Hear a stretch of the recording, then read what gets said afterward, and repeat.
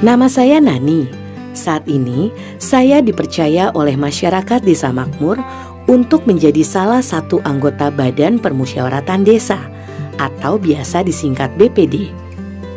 Mungkin ada yang bertanya-tanya, apa itu BPD?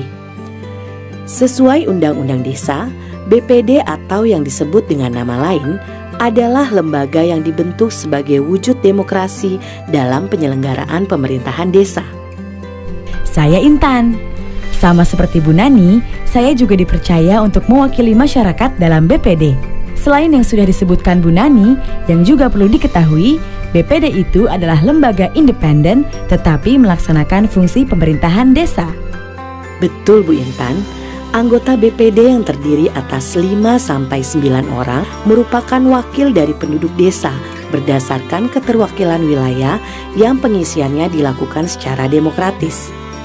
Anggota BPD ini dapat terdiri atas pemangku adat, golongan profesi, pemuka agama, dan tokoh atau pemuka masyarakat lainnya yang usianya paling rendah 20 tahun atau sudah menikah. Dan jangan lupa, anggota BPD harus dipastikan ada perwakilan perempuan seperti kami ini. Betul itu. Nah, terkait masa jabatan, anggota BPD diberi amanat selama 6 tahun. Tapi ia dapat menjabat hingga 3 periode, baik berturut-turut maupun tidak, asalkan tidak merangkap sebagai perangkat atau kepala desa. Selama menjabat, BPD akan mewakili masyarakat desa dalam membahas dan menyepakati kebijakan di desa, melalui peraturan di desa bersama kepala desa. Tepat sekali. Yang juga perlu diingat, pemilihan kami ini dilakukan secara demokratis melalui proses pemilihan langsung atau musyawarah perwakilan.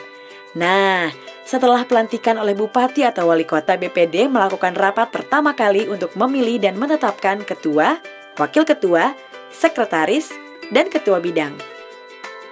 Setelah struktur kepengurusan terbentuk, BPD akan menjalankan fungsi membahas dan menyepakati rancangan peraturan desa, menampung dan menyalurkan aspirasi masyarakat, serta mengawasi kinerja kepala desa. Secara terperinci, tugas BPD adalah membahas dan menyepakati rancangan peraturan desa bersama kepala desa. Selanjutnya, BPD bertugas menampung dan menyalurkan aspirasi masyarakat. Lalu, BPD juga bertugas mengawasi kinerja kepala desa, membentuk panitia pemilihan kepala desa, melakukan evaluasi terhadap laporan keterangan penyelenggaraan pemerintahan desa oleh kepala desa atau LKPPD.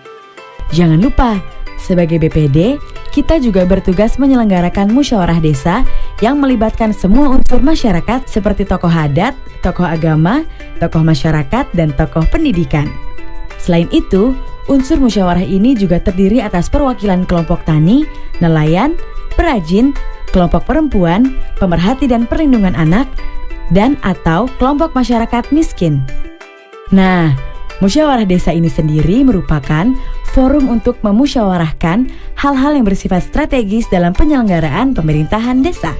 Wah, Bu Intan jelas sekali pemaparannya. Tapi perlu diingat, kita juga bertugas membina hubungan yang harmonis dengan lembaga desa lain, baik di dalam maupun di luar desa, untuk pengawalan aspirasi masyarakat dan kestabilan penyelenggaraan pemerintahan.